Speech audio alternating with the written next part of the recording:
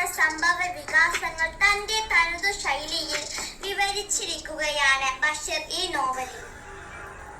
ഇതിലെ കഥാപാത്രങ്ങൾ ഉമ്മ, സഹോദരി, സഹോദരന്മാർ, മറ്റു കുടുംബാംഗങ്ങൾ.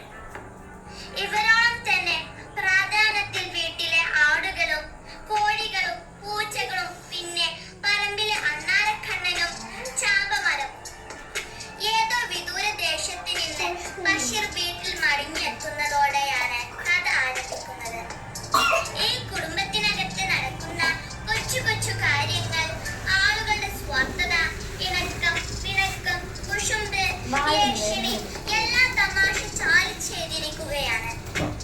ദാരിദ്ര്യവും കഷ്ടപ്പാടും സ്ത്രീകൾ എങ്ങനെയാണ് നേരിടുന്നതെന്ന് ഈ പുസ്തകം സൂക്ഷിച്ചു നോക്കിയാൽ കാണാം.